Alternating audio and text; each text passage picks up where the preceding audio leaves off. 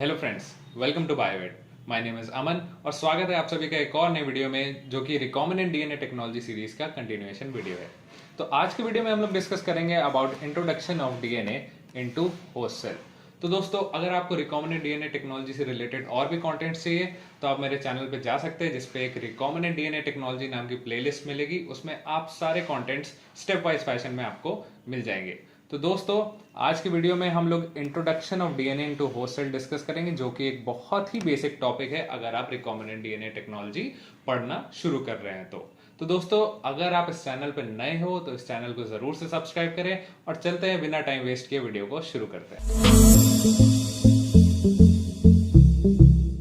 तो आइए सबसे पहले देखते हैं कि आखिर ये जो टर्म है introduction of DNA into host cell का मतलब क्या होता है। तो सबसे पहली चीज अगर हम रिकॉम्बिनेंट डीएनए टेक्नोलॉजी में पढ़ते हैं तो वो है हमारा introduction of DNA into host cell, क्योंकि इसके बिना रिकॉम्बिनेंट डीएनए टेक्नोलॉजी कुछ भी नहीं है। तो रिकॉम्बिनेंट डीएनए टेक्नोलॉजी आखिर है क्या? इस टेक्नोलॉजी की हेल्प से हम लोग ऐसे माइक्रोब्स, ऐसे प्लांट्स या एनिमल्स बना सकते हैं जिसमें जीन्स जो हों डिफरेंट स्पीशीज के हों।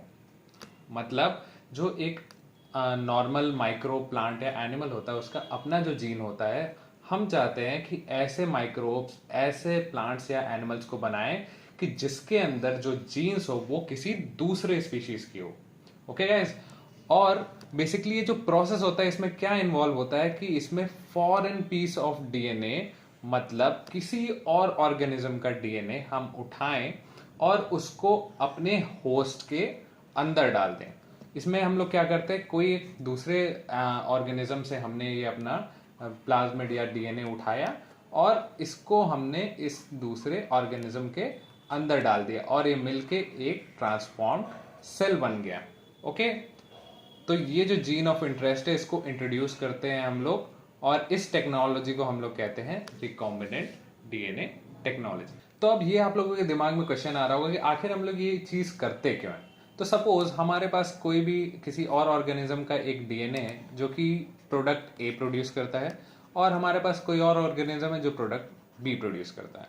अब हमें क्या चाहिए कि हम दो बार दो ऑर्गेनिजम्स को ग्रो कराएं, मीडिया लेगा, टाइम वेस्ट करेगा। तो हम क्या करते हैं, इस ऑर्गेनिज्म के ए वाले डीएनए को उठा लेते हैं जो कि ए प्रोडक्ट को प्रोड्यूस करे और उसको उठा के दूसरे ऑर्गेनिज्म के अंदर डाल देते हैं ताकि एक जो ट्रांसफॉर्म्ड सेल बने उसमें हमें दोनों चीजें मिल सकें। मतलब अपने इंटरेस्ट की चीजें हम लोग ग्रो कर सकें एक में ही।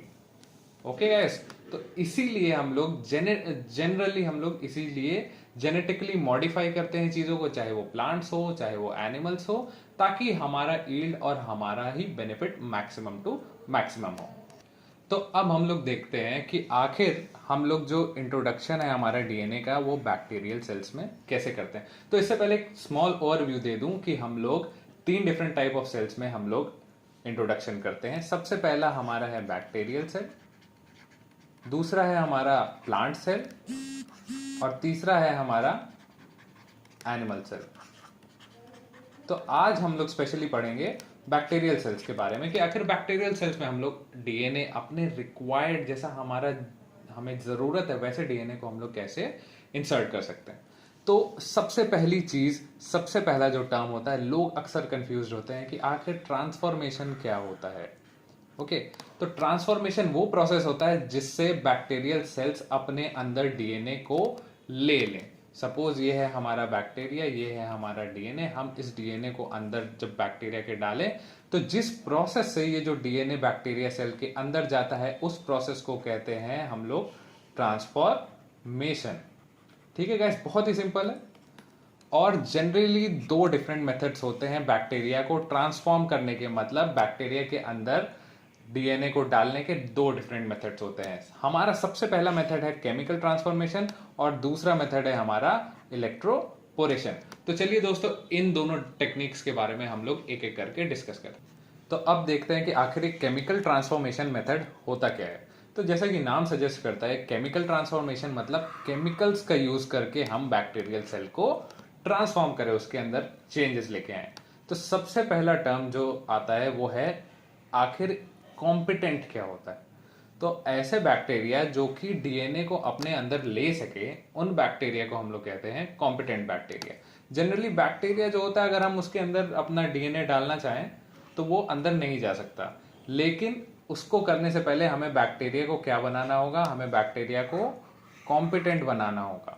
ठीक है, तो कॉम्पिटेंसी क्या होता है? कॉम्पिटेंसी एक ऐसी स्टेट होती है जो कि बैक्टीरिया का स्ट्रक्चर और सेल की परमेबिलिटी, मतलब पास करने की जो एबिलिटी होती है, उसको चेंज कर देता है ताकि डीएनए जो है एंटर कर पाए। सो बेसिकली हम लोग देखें कि अगर ये हमारा बैक्टीरियल सेल है तो हम लोग इसके अंदर ऐसे चेंजेस लेके आए ताकि इसका जो ये सेल वॉल है उसकी परमेबिलिटी कम हो जाए और हमारा डीएनए आराम से अंदर एंटर हो जाए।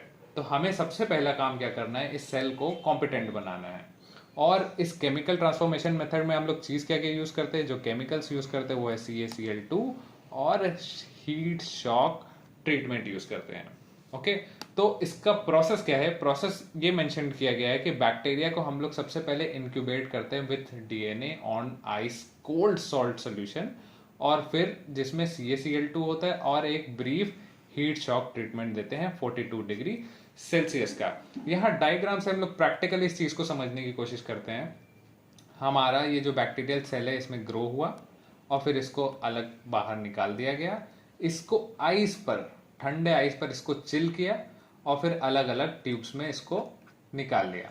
ठीक है, फिर उसके बाद ये आइस पे चिल हो रहा है स्मॉल ट्यूब्स में, इसमें हमने अपना रिक्वायर्ड जो हमारा डीएनए जो हमें चाहिए, जिसको हमें कॉपी करना हो या जो हम चाहते हो कि जो हमारे सेल में जाए, तो उसको मिक्स कर देते इसी ट्यूब में। सपोज ये हमारी ट्यूब है, तो इस ट्यूब में पहले से ही डीएनए सेल प्रेजेंट है हमारे, और इसमें हम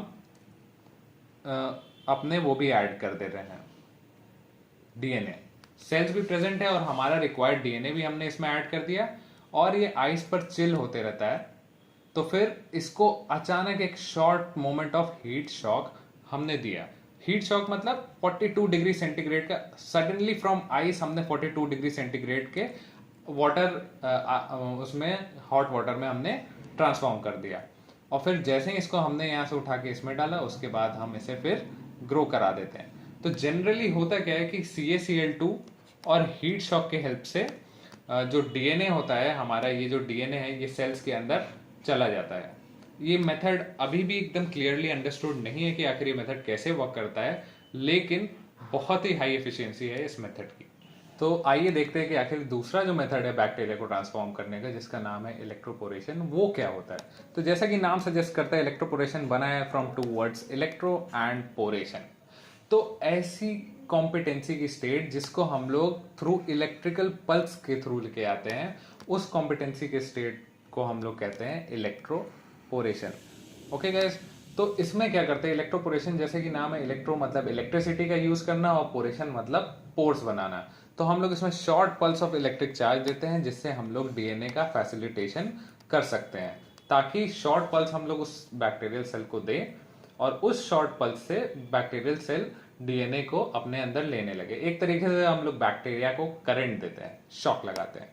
तो ये शॉक देने से क्या होता है कि माइक्रोस्कोपिक पोर्स बन जाते हैं बैक्टीरिया के अंदर, छोटे छोटे पोर्स बन जाते हैं बैक्टीरिया के सेल मेम्ब्रेन के अंदर, जिसके थ्रू, जैसे सपोज ये हमारा बैक्टीरिया है पूरा, ये इसका मेम्ब्रेन है ये, तो ये जो मेम्ब्रेन की स्मॉल पोर्शन को अगर हम लोग यहाँ देखें, सपोज ये है हमारा मेम्ब्रेन, तो इसमें स्मॉल स्मॉल पोर्स बन जाते हैं, करंट देने की वजह से ये स्मॉल गैप्स बन जाते हैं इस मेम्ब्रेन में। और ये मेम्ब्रेन क्या करता है, ये जो पोर्स होता है, ये पोर्स अपने थ्रू छोटी छोटी चीजों को पास करने देता है, सच एज मॉलिक्यूल्स, आयंस और वाटर।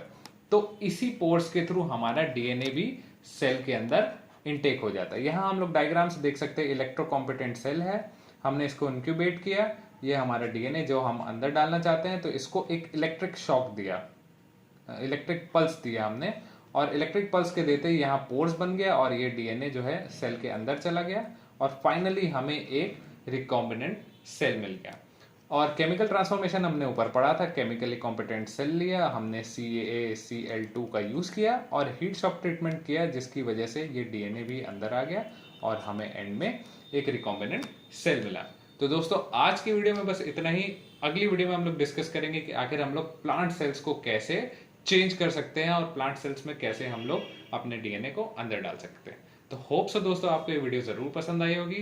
तो मेक श्योर आप इस वीडियो को लाइक करें और अभी भी अगर आपने इस चैनल को सब्सक्राइब नहीं किया तो जरूर से इस चैनल को सब्सक्राइब करें और ये मुझे मोटिवेट करेगा ताकि मैं और अच्छे अच्छे कंटेंट्स ले आते रहूं।